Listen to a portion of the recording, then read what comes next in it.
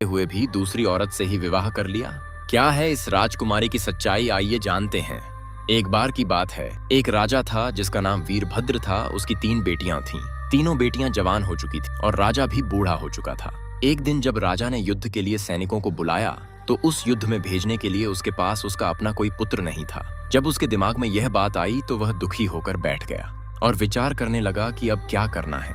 तभी उसकी सबसे बड़ी बेटी उसके पास आई और पूछा, पिताजी आप क्या सोच रहे हैं? उसने उत्तर दिया, मुझे कुछ देर के लिए अकेला छोड़ दो बेटी।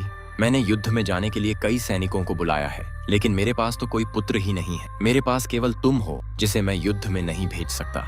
इस पर बेटी ने जवाब दिया, पिताजी मेरी शादी किसी से करा दो जिससे आपको एक पुत्र मिल जाएगा। कुछ देर बाद दूसरी बेटी आई और उसने भी यही जवाब दिया। अंत में सबसे छोटी बेटी ने उत्तर दिया, पिताजी आप चिंता मत करो, मैं युद्ध में जाऊंगी। मेरे लिए एक वर्दी बनवाओ और मेरे बाल काट दो ताकि किसी को पता न चले कि मैं एक लड़की हूँ। फिर मुझे अपना घोड़ा और हथियार दे दो। उसके पिता ने वैसा ही किया जैसा उसने अनुरोध किया था। क्योंकि राजा की छोटी पुत्री तलवारबाजी में बहुत निपुण थी, इसलिए राजा भी उसकी बात को मान गए और वह राज्य के अन्य सैनिकों के साथ चली गई। जिस किसी ने भी नए और सुंदर युवक को आते देखा वह आश्चर्यचकित रह गया।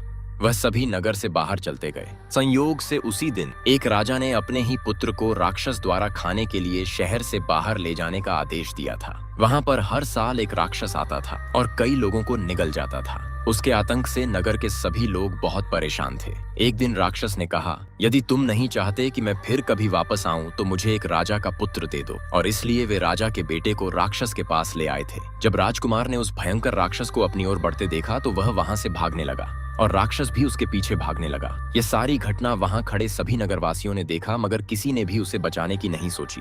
वे सभी इतने भयभीत थे कि किसी ने भी उसकी सहायता के लिए उसके पास जाने के बारे में भी नहीं सोचा। तभी उस लड़की ने युवक को भागते देखा और उसने बड़ी ही बहादुरी से अपनी कृपाण निकाली और राक्षस को एक बार में ही मार गिराया और राजा के बेटे को बचा लिया। राक्षस की मारे जाने की खबर जब राजा तक गई तो वह इतना खुश हुआ कि उसने भोज और बंदूक की सलामी का आदेश दिया। जब वह युवक राजा के बेटे के साथ महल में दाखिल हुआ तो बेटे ने फुसफुसाकर कहा, मेरे पिता तुम्हें एक राज्य देंगे, लेकिन तुम केवल उनका घोड़ा मांगो, क्योंकि वह हमारी तरह सोच और बात कर सकता है।